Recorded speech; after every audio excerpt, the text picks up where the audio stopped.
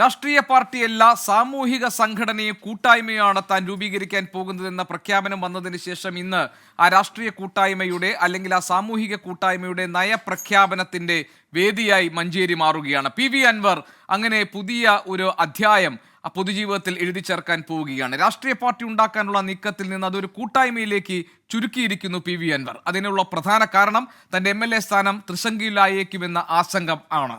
Party രൂപീകരിച്ചാൽ സ്വതന്ത്ര MLA ആയ താൻ അയോഗ്യനാക്കപ്പെടും.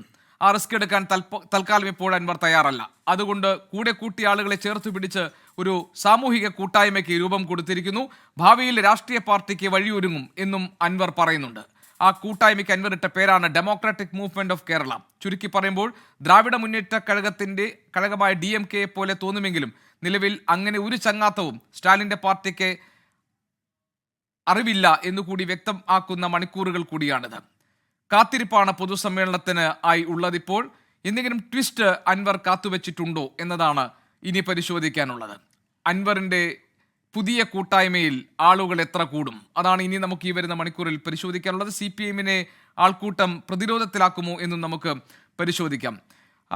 അൻവർ ആളെ കൂട്ടുമോ എന്ന ഈ പ്രത്യേക ചർച്ചയിലേക്ക് പ്രേക്ഷകർക്ക് സ്വാഗതം.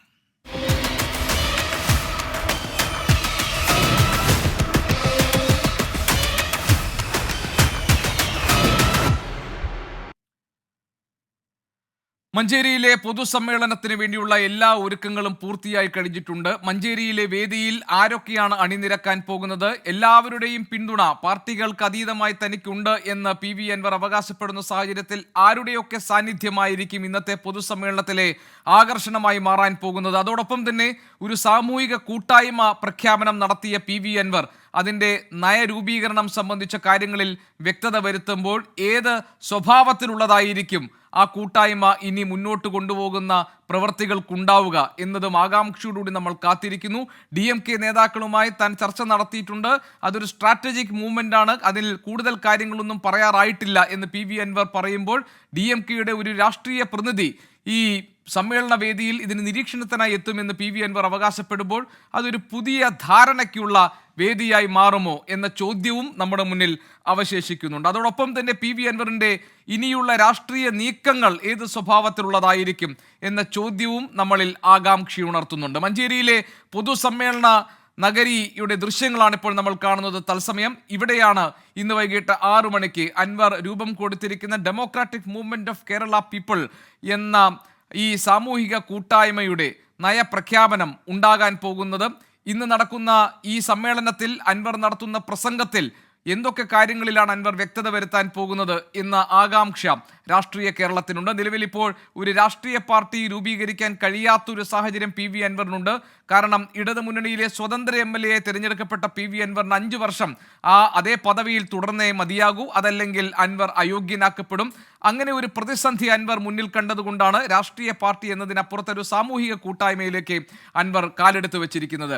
ഈ പൊതുസമ്മേളനം നടക്കുന്ന മഞ്ചേരിയിലെ നഗരിയിൽ നിന്ന് ഹാഷ്മി താജ് ഇബ്രാഹിം ഞങ്ങളുടെ പ്രതിനിധി ചേരുന്നു. ഒപ്പം തന്നെ ഞങ്ങളുടെ മറ്റൊരു പ്രതിനിധി വിപിൻ സി വിജയനും അവിടെ നിന്നുണ്ട്. എന്നോടൊപ്പം S. വിജയകുമാർ കൂടി ന്യൂസ് ഡെസ്കിൽ നിന്ന് നമ്മളോടൊപ്പം ചേരുന്നുണ്ട്. പി.വി. അൻവറിന്റെ വീട്ടിൽ നിന്ന് സമീർ ബിൻ കരീമും ഈ ചർച്ചയിൽ പങ്കെടുക്കാൻ നമ്മളോടൊപ്പമുണ്ട്. ഹാഷ്മി, എത്ര മണിക്കായിരിക്കും പി.വി. അൻവർ മഞ്ചേരിയിൽ ഈ പൊതുസമ്മേളനം ആരംഭിക്കുക? എന്താണ് ഇന്ന് ഈ പൊതുസമ്മേളനത്തിൽ നിന്ന് നമ്മൾ പ്രതീക്ഷിക്കേണ്ടത്? ഒരു സാമൂഹിക കൂട്ടായ്മയ്ക്കാണല്ലോ പി.വി. അൻവർ രൂപം കൊടുത്തിരിക്കുന്നത്. അതിന് DMK-യുമായി ബന്ധിപ്പിക്കുന്ന സുപ്രധാനമായ ഒരു ചിത്രം, ഒരു വിവരണം ഇന്ന് പി.വി. അൻവർ ഈ പൊതുസമ്മേളനത്തിൽ നൽകുമോ?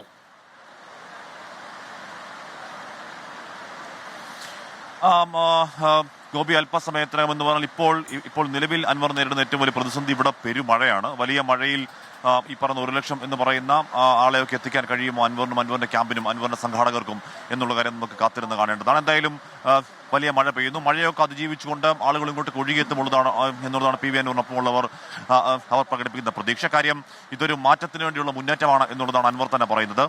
ഇവിടെ ഞാൻ നിൽക്കുന്ന വേദിയിലാണ്. Democratic movement of Kerala in bracket for social movements എന്നുള്ളതാണ് അൻവറിന്റെ സാമൂഹ്യ മുന്നേറ്റത്തെ അൻവർ തന്നെ പ്രഖ്യാപിക്കുന്നത്. നേരത്തെ പറയുന്നത് പോലെ അൻവർ ഒരു രാഷ്ട്രീയ പാർട്ടി പ്രഖ്യാപനം എന്ന നിലയ്ക്ക് തന്നെയാണ് ആലോചനയെങ്കിലും പിന്നീട് നിയമവിദഗ്ധന്മാർക്ക് ആലോചിക്കുമ്പോൾ ഈ 5 വർഷം ഇടതു സ്വതന്ത്രൻ എന്ന നിലയ്ക്ക് ജയിച്ച അൻവറിന് ഇടതു സ്വതന്ത്രം നിന്നേ മതിയാവുകയുള്ളൂ. മറ്റേതെങ്കിലും രാഷ്ട്രീയ പാർട്ടികൾ അംഗമായ അദ്ദേഹത്തിന്റെ അയോഗ്യത അടക്കമുള്ള പ്രശ്നങ്ങളുണ്ട്. രാവിലെ വാർത്താ സമ്മേളനം നമ്മൾ എടുത്തു ചോദിച്ചു. അപ്പോൾ അൻവർ പറഞ്ഞത് ഞാൻ ഈ പറയുന്ന MLA എന്ന പദവിയിൽ നിൽക്കുന്നതുകൊണ്ട് നമുക്കൊരു നിയമപരിരക്ഷയുണ്ട്. അൻവർ മുന്നോട്ട് വെക്കുന്ന നീതിക്ക് വേണ്ടിയുള്ള പോരാട്ടത്തിൽ ആ നിയമപരിരക്ഷ അൻവറിന് ആവശ്യമുണ്ട് എന്ന് അൻവർ പറഞ്ഞു. അതുകൊണ്ട് രാജിവെക്കാൻ തൽക്കാലം തയ്യാറല്ല. അതേസമയം തന്നെ ഈ പറയുന്ന മുന്നേറ്റമായത് ശക്ത മുന്നോട്ടേക്ക് പോകും എന്നുള്ള അറിയാൻ കഴിയുന്നു. ഇന്നിപ്പോൾ ഈ വേദിയിൽ ഞാനിപ്പോൾ നിൽക്കുന്ന വേദിയിൽ 10 കസേര ഉണ്ടാകുമെന്ന് അറിയാൻ കഴിയുന്നുണ്ട് ഗോപികൃഷ്ണൻ. പക്ഷേ 10 കസേരയിൽ ആരൊക്കെയാണ് എന്നുള്ള കാര്യം ഇപ്പോഴും അൻവർ വെളിപ്പെടുത്തുന്നില്ല. ഏതെങ്കിലും സർപ്രൈസ് മുഖങ്ങൾ ഉണ്ടാകുമോ എന്ന കാര്യം ഇപ്പോൾ വെളിപ്പെടുത്തുന്നില്ല. DMK-യുമായുള്ള ചർച്ചകൾ അത് ഇന്നലെ മാത്രം ഉണ്ടായ ചർച്ചയല്ല. കഴിഞ്ഞ ഒരാഴ്ചയായി അതധികം ആ വിവരങ്ങൾ പുറത്തേക്ക് ലീക്ക് ചെയ്യാതെ കഴിഞ്ഞ ഒരാഴ്ചയായി ചെന്നൈ കേന്ദ്രീകരിച്ചും മധുര കേന്ദ്രീകരിച്ചും ആ ചർച്ചകൾ പുരോഗമിച്ചു വരികയായിരുന്നു. ഇന്നലെ MK സ്റ്റാലിനെ പോയി കാണുകയും ചെയ്തു PV അൻവർ. ഇപ്പോൾ അവിടുത്തെ DMK-യുടെ സ്പോർട്സ് പേഴ്സൺ രാജ്യസഭാ MP അത് തള്ളിപ്പറഞ്ഞെങ്കിലും അത് ആ രീതിയിൽ തള്ളിപ്പറഞ്ഞു എന്ന് കണക്കാക്കേണ്ടതില്ല എന്നുള്ള അൻവർ ക്യാമ്പ് പറയുന്നു. ഇതിനോടകം തന്നെ ചില ധാരണകൾ അതുമായി ബന്ധപ്പെട്ട് ഉണ്ടായി കഴിഞ്ഞിരിക്കുന്നു. സാമൂഹ്യ മുന്നേറ്റം എന്നുള്ള നിലയ്ക്ക് ഈ പറയുന്ന ഈ പ്രസ്ഥാനം ആളെ കൂട്ടിക്കൊണ്ട് തന്നെ കേരളത്തിലെ വിവിധ സ്ഥലങ്ങളിൽ പഞ്ചായത്തടക്കം ഓരോ പഞ്ചായത്തിലടക്കം ഓരോ നിയോജക മണ്ഡലത്തിലടക്കം കമ്മിറ്റികൾ രൂപീകരിച്ച് ഈ മൂവ്മെന്റ് മുന്നോട്ടേക്ക് പോവുക. 5 വർഷം കഴിയുന്ന കാലാവധി തീരുന്ന മുറയ്ക്ക് തെരഞ്ഞെടുപ്പ് വരുന്ന മുറയ്ക്ക് അതിനെ രാഷ്ട്രീയ പാർട്ടിയായി തന്നെ കൊണ്ടുപോകുക. അത് DMK-യുടെ കേരളത്തെ സഖ്യകക്ഷിയാക്കുക എന്നുള്ളതാണ് കൃത്യമായ പ്ലാൻ. അത് തന്നെയാണ്. അതിനുവേണ്ടിയുള്ള ഷോർട്ട് ടൈം ലോങ് ടൈം പ്ലാനുകൾ ഇതിനോടകം തന്നെ അൻവറും ഈ തമിഴ്നാട് ക്യാമ്പും ഉണ്ടാക്കിയിട്ടുണ്ട് എന്നൊക്കെ ഇങ്ങനെ രാവിലെ നമ്മൾ അവിടെ നിൽക്കുമ്പോൾ അൻവർ ക്യാമ്പിലെ ചിലർ പറഞ്ഞു കേട്ടിരുന്നു. എന്തായാലും ഒരു കാര്യം ഉറപ്പാണ് ഗോപികൃഷ്ണൻ, നമ്മളിപ്പോൾ ഇങ്ങോട്ടേക്ക് അൻവറിന്റെ പോസ്റ്ററുകളൊക്കെ കാണുന്നത് പിന്മാറാൻ ഒരുക്കമല്ല, ജനം തീരുമാനിക്കട്ടെ എന്നുള്ളതാണ് ആ പോസ്റ്ററുകളുടെ മുദ്രാവാക്യം. ആ മുദ്രാവാക്യ പ്രകാരം ഒരു തരത്തിലും കീഴടങ്ങാൻ തയ്യാറല്ല, ഒരു തരത്തിലും ഏതെങ്കിലും തരത്തിൽ ഒത്തുതീർപ്പിൽ തയ്യാറല്ല എന്ന പ്രഖ്യാപനം. ഇപ്പോൾ ഹാഷ്മി ഏറ്റവും പ്രധാനപ്പെട്ട ഒരു ആകാംക്ഷ നേരത്തെ ഹാഷ്മി പറഞ്ഞതുപോലെ വേദിയിൽ ഒരുക്കിയിരിക്കുന്ന ആ 10 ഇരിപ്പിടങ്ങളിൽ ആരൊക്കെയായിരിക്കും വന്ന് ഇരിക്കാൻ പോകുന്നത്, ഏതൊക്കെ മുഖങ്ങളായിരിക്കും ഇന്ന് ആ വേദിയിൽ നമുക്ക് കാണാൻ കഴിയുക? 1 ലക്ഷം പേരെ അണിചേർത്ത് നിർത്തുന്നു എന്ന് അൻവർ പറയുമ്പോൾ ഏതൊക്കെ ജില്ലകളിൽ നിന്നാണ് കൂടുതലായി ആളുകളെ PV അൻവർ പ്രതീക്ഷിക്കുന്നത്? അത് കോഴിക്കോട്, മലപ്പുറം, പാലക്കാട്, വയനാട് പോലെ അദ്ദേഹത്തെ മണ്ഡലത്തിനോട്, അദ്ദേഹത്തിന്റെ മണ്ഡലം ഉൾപ്പെടുന്ന ജില്ലകളോട് ചേർന്ന് നിൽക്കുന്ന ജില്ലകളിൽ നിന്നാണോ? പിന്നെ DMK-യുമായുള്ള ബന്ധത്തിന്റെ കാര്യം, അത് PV അൻവർ MLA കഴിഞ്ഞ ദിവസം തന്നെ DMK-യുടെ സംസ്ഥാന ഘടകത്തിന് ഒരു കത്ത് നൽകിയതായി നേതാക്കൾ സ്ഥിരീകരിച്ചിട്ടുണ്ട്. അവിടെ ഈ DMK-യുമായി ചേർന്ന് പ്രവർത്തിക്കാനുള്ള താല്പര്യം PV അൻവർ അറിയിച്ചിട്ടുണ്ട് എന്നാണ് ഇന്നലെ നേതാക്കൾ പറഞ്ഞത്. അങ്ങനെയാണെങ്കിൽ ആ ക്ഷണം, ആ നീക്കത്തിന് അനുകൂലമായ ഒരു പ്രതികരണം DMK-യിൽ നിന്നുണ്ടാകുമെന്നും അത് കൂടി പ്രഖ്യാപിക്കപ്പെടുന്ന ഒരു വേദിയായി മഞ്ചേരിയിലെ ഈ പൊതുസമ്മേളന വേദി മാറുമെന്നും നമുക്ക് കരുതാമോ? ഉറപ്പായും ഗോപികൃഷ്ണൻ ഇവിടെ സ്റ്റാലിനുമായി സംസാരിച്ചു എന്ന കാര്യം ഉറപ്പാണ്. സ്റ്റാലിനുമായി സംസാരിക്കുമ്പോൾ ഈ പറയുന്ന കേരളത്തിലെ പ്രശ്നങ്ങൾ, സ്വർണ്ണക്കടത്തുമായി ബന്ധപ്പെട്ട പ്രശ്നങ്ങൾ, BJP മേൽ ഒത്തുതീർപ്പുകൾ, RSS-മായി ADGP പോയി കണ്ട കാര്യങ്ങളൊക്കെ വളരെ വിശദമായി തന്നെ PV അൻവർ ക്യാമ്പ് സ്റ്റാലിനെ ധരിപ്പിച്ചു എന്ന് അറിയാൻ കഴിയുന്നു. സ്റ്റാലിൻ അത് അന്വേഷിക്കണം എന്ന നിലപാടിലേക്ക് സ്റ്റാലിൻ എത്തിയെന്ന് പറയുന്നുണ്ട്. ഇപ്പോൾ തമിഴ്നാടിന്റെ ക്യൂബ്രാഞ്ച് അടക്കമുള്ള ഉദ്യോഗസ്ഥരുണ്ട്, അവരുടെ IB സംഘമുണ്ട്, ഇന്ത്യൻ സംഘമുണ്ട്. അവരുമായി കേന്ദ്രീകരിച്ചുകൊണ്ട് കേരളത്തിൽ അൻവർ പറയുന്ന ഈ പറയുന്ന ആരോപണങ്ങളിൽ വസ്തുതയുണ്ടോ എന്നൊരു പരിശോധനയിലേക്ക് സ്റ്റാലിൻ കടക്കും, സ്റ്റാലിൻ നേരിട്ട് കടക്കും എന്ന ഒരു വിവരമാണ് നമുക്ക് അൻവർ ക്യാമ്പിൽ നിന്ന് കിട്ടുന്നത്. എത്രത്തോളം അത് എത്ര കാലം എടുത്തൊരു പ്രോസസ്സാണ് എന്നുള്ള കാര്യം അറിയില്ല. എന്തായാലും ഒരു കാര്യം ഉറപ്പാണ് ഗോപി, അവിടെ ഇളങ്കോ അൻവറിനെ തൽക്കാലം DMK-യിലേക്ക് എടുക്കുന്നില്ല എന്നതിനർത്ഥം ആ അധ്യായം പൂർണ്ണമായി അടഞ്ഞു എന്നതേ അല്ല, അത് ഉറപ്പാണ്.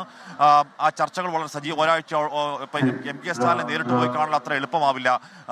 ഒരു പുതുതായി പാർട്ടി രൂപീകരിക്കാൻ ആഗ്രഹിക്കുന്ന ഏതൊരു രാഷ്ട്രീയ നേതാവിനും അതിനോടുള്ള ചില ചർച്ചകൾ അതിന് മുന്നോടിയായി നടന്നിട്ട് തന്നെയുണ്ട്, അത് ഉറപ്പാണ്. അപ്പോൾ അതൊരു വഴിക്ക് ഇങ്ങനെ നടക്കുന്നുണ്ട്. ഉറപ്പായും നേരത്തെ ഗോപി ചോദിച്ചതുപോലെ ഏതൊക്കെ സ്ഥലങ്ങളിൽ നിന്ന് ആളുകൾ വരും ചോദിച്ചാൽ, ഗോപി നമുക്ക് 2011 തെരഞ്ഞെടുപ്പ് ഓർമ്മയുണ്ട്.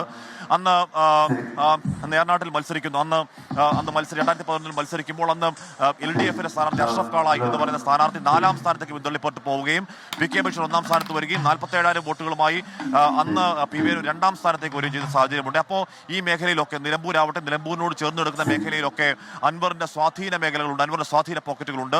അവിടെ നിന്നൊക്കെ ആളുകൾ ഇങ്ങോട്ടേക്ക് എത്തിച്ചേരും, കേരളത്തിന്റെ വിവിധ ഭാഗങ്ങളിൽ നിന്ന് ആളുകൾ ഇങ്ങോട്ടേക്ക് എത്തിച്ചേരും എന്നുള്ളതാണ് PV അൻവർ ക്യാമ്പിന്റെ പ്രതീക്ഷ. പക്ഷേ അതിനൊരു തടസ്സമായി വിഘാതമായി നിൽക്കുന്ന ഈ മേഖലയിലൊക്കെ ഇപ്പോൾ ഇന്ന് ഓറഞ്ച് അലർട്ടാണ് ഗോപി. അപ്പോൾ നല്ല മഴ ഈ മേഖലയിലൊക്കെ പെയ്യുന്നുണ്ട്. അപ്പം ഈ ആഞ്ഞു പെയ്യുന്ന മഴ ഏതെങ്കിലും തരത്തിൽ അൻവറിന്റെ പ്രതീക്ഷകൾക്ക് വിഘാതമാകുമോ എന്നറിയില്ല. പക്ഷേ ഒരു കാര്യം നമുക്ക് ഉറപ്പാണ്, നേരത്തെ ചന്തക്കുന്നിൽ അൻവർ ആകെ ഒരു ഫേസ്ബുക്ക് പോസ്റ്റ് ഇട്ടുകൊണ്ട് അധികം ക്രമീകരണങ്ങൾ നടത്താതെ വിളിച്ച ഒരു കാര്യമായ ഒരുക്കങ്ങൾ നടത്താതെ വിളിച്ച ഒരു യോഗത്തിൽ പോലും 550 കസേര ഇടുകയും 500 പേരെന്ന് അൻവർ പറയുകയും അതിനുശേഷം ആയിരക്കണക്കിന് ആളുകൾ ചന്തക്കുന്നിൽ തടിച്ചുകൂടി നമ്മൾ കണ്ടു.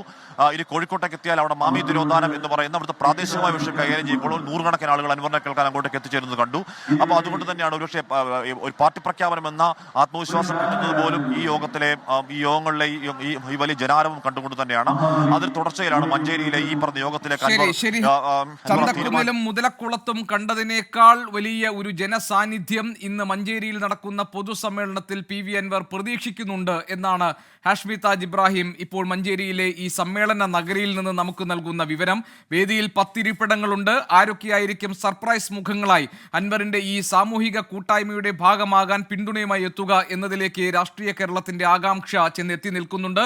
അതോടൊപ്പം തന്നെ ഈ സാമൂഹിക സംഘടനയുടെ നയം പ്രഖ്യാപിക്കുമ്പോൾ അതിന്റെ രാഷ്ട്രീയ സ്വഭാവം എന്തായിരിക്കും എന്ന ചോദ്യവും നമ്മുടെ മുന്നിലുണ്ട്. ഇതെല്ലാമായിരിക്കും PV അൻവർ എന്ന നിലമ്പൂരിനെ 8 വർഷമായി നിയമസഭയിൽ പ്രതിനിധീകരിക്കുന്ന ഒറ്റയാനായ ഈ രാഷ്ട്രീയക്കാരന്റെ തുടർന്നുള്ള ഭാവി ഏത് ദിശയിലേക്കാണ് PV അൻവർ സഞ്ചരിക്കാൻ പോകുന്നത് എന്ന കാര്യത്തിൽ ഒരു വ്യക്തത നമുക്ക് കിട്ടുക. വിജയകുമാർ എന്നോടൊപ്പം ചേരുന്നുണ്ട്. വിജയകുമാർ, നമുക്കറിയാം എന്തുകൊണ്ടാണ് PV അൻവർ ഒരു രാഷ്ട്രീയ പാർട്ടി പ്രഖ്യാപിക്കാതെ പകരം ഒരു സാമൂഹിക കൂട്ടായ്മയിലേക്ക് അദ്ദേഹം കടന്നതെന്ന്. കാരണം അദ്ദേഹം ഒരു അയോഗ്യത കുരുക്ക് അദ്ദേഹം മുന്നിൽ കാണുന്നുണ്ട്. 5 വർഷത്തേക്ക് സ്വതന്ത്രനായി തിരഞ്ഞെടുക്കപ്പെട്ട ആ വ്യക്തി എന്ന നിലയിൽ അദ്ദേഹത്തിന് മറ്റൊരു പാർട്ടിയിലേക്ക് പോകാനോ മറ്റേതെങ്കിലും ഒരു പാർട്ടിയുടെ അംഗത്വത്തിലേക്ക് കടക്കാനോ സ്വയം ഒരു പാർട്ടി ഉണ്ടാക്കാനോ കഴിയില്ല. കാരണം അദ്ദേഹം അയോഗ്യനാക്കപ്പെട്ടു. അങ്ങനെയാണെങ്കിൽ ഈ സാമൂഹിക കൂട്ടായ്മ എന്ന അൻവറിന്റെ ഈ ചുവടുവെപ്പ് ഏത് തരത്തിലായിരിക്കും അൻവറിന്റെ രാഷ്ട്രീയ ഭാവിയിൽ ഗുണകരമാകാൻ പോകുന്നത്? DMK-യുമായുള്ള ബാന്ധവം എന്നത് കേരളത്തിൽ നിന്നുകൊണ്ട് പ്രായോഗികമായി നടപ്പാക്കാൻ പറ്റുന്ന ഒന്നാണെന്ന് വിലയിരുത്താനാകുമോ? ഗോപി, യഥാർത്ഥത്തിൽ PV അൻവർ ഒരു വലിയ രാഷ്ട്രീയ പരീക്ഷണത്തെ നേരിടാൻ സ്വയം സന്നദ്ധനായി രംഗത്ത് വന്നയാളാണ്. അപ്പോൾ ആ പരീക്ഷണം അതിൻ്റെ ആദ്യഘട്ടത്തിലേക്ക് കടക്കുന്നതേ ഉള്ളൂ. ഇതുവരെ കണ്ടതൊക്കെ ഒരു തരത്തിൽ പറഞ്ഞാൽ വൈകാരിക പ്രകടനങ്ങളായിരുന്നു. 2 പൊതുയോഗങ്ങൾ, അവിടെ എത്തിയ ആൾക്കൂട്ടമൊക്കെ അദ്ദേഹത്തിൻ്റെ എന്തു പറയുന്നു PV അൻവർ എന്ന് പറയുന്നത് കേൾക്കാൻ വേണ്ടി എത്തിയ ഒരു ആൾക്കൂട്ടം തന്നെയായിരുന്നു. അതിൽ തർക്കമൊന്നുമില്ല. മുസ്ലിം ലീഗിൻ്റെയും കോൺഗ്രസിൻ്റെയും ഒക്കെ CPM അനുഭാവികളും ഒക്കെ അതിലുണ്ടായിരുന്നു. ഇപ്പോൾ ഒരു പുതിയ സാമൂഹിക സംഘടന, അത് ഭാവിയിൽ ഒരു രാഷ്ട്രീയ പാർട്ടി ആകുമെന്നതിൽ ആർക്കും തർക്കമൊന്നും വേണ്ട.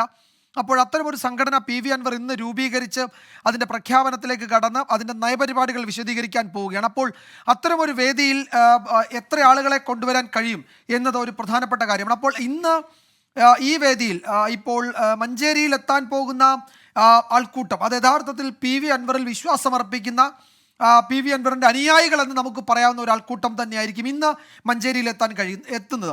അപ്പോൾ നമുക്കറിയാം, നമ്മൾ കഴിഞ്ഞ ദിവസങ്ങളിലൊക്കെ PV അൻവറിൻ്റെ വാർത്താ സമ്മേളനങ്ങളുടെ സമയത്തെ ആൾക്കൂട്ടം, അല്ലെങ്കിൽ അത് യൂട്യൂബിലൊക്കെ കാണാനെത്തുന്ന ജനങ്ങളുടെ എണ്ണം, പ്രേക്ഷകരുടെ എണ്ണം, അദ്ദേഹം വിളിച്ച 2 യോഗങ്ങളിലെത്തിയ ആൾക്കൂട്ടമൊക്കെ ആളെ കൊണ്ടുവരാൻ കഴിയുന്ന, ആളെ കൂട്ടാൻ കഴിയുന്ന ഒരു നേതാവാണ് PV അൻവർ എന്ന് അദ്ദേഹം ഇതിനോടകം തെളിയിച്ചിട്ടുണ്ട്. അപ്പോൾ ഈ CPM-നെതിരെ ഇടതുമുന്നണിക്കകത്തു നിന്നും പിന്നീട് പുറത്തിറങ്ങിയും നടത്തുന്ന ഈ ഫൈറ്റ് എന്നത് സ്വാഭാവികമായും രാഷ്ട്രീയ കേരളത്തിൽ കുറച്ച് കൗതുകവും ഉണ്ടാക്കുന്നുണ്ട്.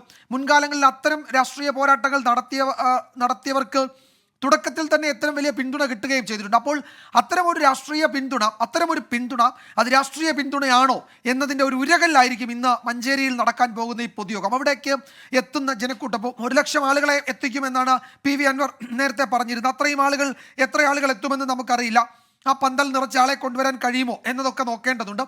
അപ്പോൾ എന്തായാലും ഒരു കാര്യം ഉറപ്പാണ്, അവിടേക്ക് എത്തുന്ന ആൾക്കൂട്ടം എന്നത് PV അൻവറിൻ്റെ കേവലം ആരാധകർ മാത്രമല്ല, അത് PV അൻവറിൻ്റെ രാഷ്ട്രീയ നിലപാടുകളെ ഫോളോ ചെയ്യാൻ താല്പര്യമുള്ള ഒരു ആൾക്കൂട്ടമായിരിക്കും. ഇനി മുതൽ അവരെ അങ്ങനെയാണ് നമുക്ക് വിശേഷിപ്പിക്കാൻ കഴിയും. ഇപ്പോൾ ഈ പറയുന്ന നമ്മളുടെ കൂറുമാറ്റ നിരോധന നിയമപ്രകാരം അതിൻ്റെ വലിയ അധികാരം സ്പീക്കർക്കുള്ള ഒരു നിയമമാണ്. അപ്പോൾ അത്തരം സ്പീക്കർ എടുക്കുന്ന തീരുമാനത്തെ സുപ്രീം കോടതി പോലും പലപ്പോഴും അത് സ്പീക്കറുടെ തീരുമാനം എന്ന നിലയിൽ അതിനെ ഓൺ ചെയ്യുന്നത് നമ്മൾ കണ്ടിട്ടുണ്ട് നിയമപരമായി. അപ്പോൾ അത്തരമൊരു സാഹചര്യത്തിൽ ഇടതുമുന്നണിയിൽ നിന്ന് പുറത്തുപോയി ഒരു പുതിയ പാർട്ടിയൊക്കെ ഉണ്ടാക്കിയാൽ അവിടെ ഒരു പക്ഷേ കൂറുമാറ്റ നിരോധന നിയമപ്രകാരമുള്ള അയോഗ്യതാ പ്രശ്നം നേരിടേണ്ടി വരും. അതിനൊരു മുൻകരുതൽ കൂടിയാണ് ഇപ്പോൾ PV അൻവർ ഒരു രാഷ്ട്രീയ പാർട്ടി ആവാതെ ഒരു സാമൂഹ്യ സംഘടന എന്ന നിലയിൽ പുതിയ പ്രസ്ഥാനത്തെ നിർവചിക്കുന്നത്, അതിൻ്റെ നയപരിപാടികൾ വിശദീകരിക്കാൻ പോകുന്നത്. ഭാവിയിൽ അത് രാഷ്ട്രീയ പാർട്ടി ആകുമെന്നതിൽ തർക്കം വേണ്ട, രാഷ്ട്രീയ പാർട്ടി ഉണ്ടാക്കും എന്ന് PV അൻവർ തന്നെ വ്യക്തമാക്കിയിട്ടുണ്ട്. ഇനി ഒരു പടി കൂടി കൂടുന്ന അങ്ങനെ ഒരു പാർട്ടി ഉണ്ടാക്കുന്നതിന് MLA സ്ഥാനം ഒരു തടസ്സമാണെങ്കിൽ അത് വലിച്ചെറിയുമെന്നുകൂടി ഇന്ന് അദ്ദേഹം രാവിലെ പറയുകയും ചെയ്തു. വിജയൻ, അവിടെയാണ്, അതായത് രാവിലെ PV അൻവർ ഇന്ന് മാധ്യമങ്ങളെ കണ്ടപ്പോൾ അദ്ദേഹം പറഞ്ഞത് തടസ്സമാണ് ഇനിയൊരു അടുത്ത രാഷ്ട്രീയ നീക്കത്തിന് തന്നെ MLA പദവിയെങ്കിൽ അത് മാറ്റിവെക്കുമെന്നാണ്. പക്ഷെ അതേസമയം തന്നെ ഡി എം കെയുമായിട്ട് ഇന്നലെ നടത്തിയിട്ടുള്ള, ഇപ്പോൾ സ്റ്റാലിൻ അടക്കമുള്ളവരുമായി നടത്തിയിട്ടുള്ള കൂടിക്കാഴ്ചയിൽ എന്ത് തീർപ്പിലേക്കാണ്, എന്ത് ധാരണയിലേക്കാണ് അൻവറിന് കടക്കാൻ കഴിഞ്ഞിട്ടുള്ളത് എന്ന കാര്യത്തിൽ ഒരു സസ്പെൻസ് ഇപ്പോൾ നിലനിൽക്കുന്നുണ്ട്. കാരണം അൻവറിനോട് ചോദിച്ചപ്പോൾ അൻവർ പറഞ്ഞത് അത് നിലവിൽ ഇപ്പോൾ ഡിസ്ക്ലോസ് ചെയ്യാൻ പറ്റുന്ന ഒരു ഘട്ടമായിട്ടില്ല എന്നാണ്. രണ്ട് കാര്യങ്ങളുണ്ട്. ഒന്ന്, അൻവറിന് തമിഴ്നാടിൻ്റെ വിവിധയിടങ്ങളിൽ ബിസിനസ് ഉണ്ട്. അദ്ദേഹം പ്രതിനിധീകരിക്കുന്ന നിലമ്പൂർ മണ്ഡലത്തിനോട് ചേർന്ന് കിടക്കുന്ന തമിഴ്നാടിൻ്റെ അതിർത്തി പ്രദേശങ്ങളുണ്ട്. കഴിഞ്ഞ തവണ ഈ ഇന്ത്യ സഖ്യത്തിന് വേണ്ടി അദ്ദേഹം ഈ കഴിഞ്ഞ പാർലമെന്റ് തെരഞ്ഞെടുപ്പിൽ DMK സ്ഥാനാർത്ഥിക്ക് വേണ്ടി പ്രചാരണ രംഗത്ത് ഇറങ്ങിയിട്ടുണ്ട്. അങ്ങനെ DMKയുമായി അല്ലെങ്കിൽ തമിഴ്നാട് രാഷ്ട്രീയവുമായി ഒരു ആത്മബന്ധം ഉണ്ടാക്കാൻ കഴിഞ്ഞിട്ടുള്ള ആളാണ് അൻവർ. അപ്പോൾ ഇന്നലെ സ്റ്റാലിനെ കാണുന്നു, DMK നേതാക്കളുമായി അൻവറിന്റെ മകൻ കൂടിക്കാഴ്ച നടത്തുന്നു. അങ്ങനെ വളരെ ആസൂത്രിതമായ കരുതലോടുകൂടിയുള്ള ഒരു ഹോംവർക്കും നീക്കവും അൻവർ നടത്തിയിട്ടുണ്ട്. അതിൻ്റെ ഒരു ഗുണഫലം ഈ DMK എന്ന പേരിനോട് ചേർന്ന് നിൽക്കുന്ന, അതിനോട് സമാനത പുലർത്തുന്ന അതേ നാമകരണത്തിലൂടെ അൻവർ ഒരു സാമൂഹിക സംഘടന നടത്തുമ്പോൾ രാഷ്ട്രീയമായ അൻവറിന് കിട്ടുമെന്ന് പ്രതീക്ഷിക്കാൻ കഴിയുമോ? ഇനിയിപ്പോൾ ഗോപി DMKയുമായി സഹകരിക്കുമോ ഇല്ലയോ എന്നതിനപ്പുറത്തേക്കാൾ അപ്പുറത്ത് ഇപ്പോൾ DMK മുന്നോട്ട് വയ്ക്കുന്ന BJP വിരുദ്ധ രാഷ്ട്രീയം, ഇപ്പോൾ സൗത്ത് ഇന്ത്യയിൽ BJPക്കെതിരെ ഏറ്റവും ശക്തമായ രാഷ്ട്രീയ സമീപനം സ്വീകരിക്കുന്ന ഒരു നേതാവാണ് സ്റ്റാലിൻ. അക്കാര്യത്തിൽ ആർക്കും തർക്കമൊന്നും ഉണ്ടാകുന്നില്ല. കോംപ്രമൈസ് ഇല്ല BJPയുമായി എന്നതാണ് അദ്ദേഹത്തിൻ്റെ നിലപാട്. ഇപ്പോൾ സനാതനധർമ്മ വിവാദത്തിലൊക്കെ ഉദയനിധി സ്റ്റാലിൻ എടുത്ത നിലപാട്, അതിന് വലിയ എതിർപ്പ് പല ഭാഗത്തുനിന്നും ഉണ്ടായി. കോടതിയൊക്കെ വിമർശിച്ചിട്ടും അതിൽ ഒരു ഖേദപ്രകടനത്തിനൊന്നും ഉദയനിധി തയ്യാറായിരുന്നില്ല. സ്റ്റാലിൻ അതിൽ അത്തരമൊരു കൂടുതൽ വിശദീകരണത്തിനൊന്നും മുതിർന്നതുമില്ല. ഇപ്പോൾ കേരളത്തിൽ സംസ്ഥാന സർക്കാരിൻ്റെ CPMന്റെ അല്ലെങ്കിൽ CPM എന്ന് പറയുന്നില്ല, സംസ്ഥാന സർക്കാരിൻ്റെ പ്രത്യേകിച്ച് മുഖ്യമന്ത്രി RSSുമായി ഒരു ചങ്ങാത്തം ഉണ്ടാക്കുന്നു.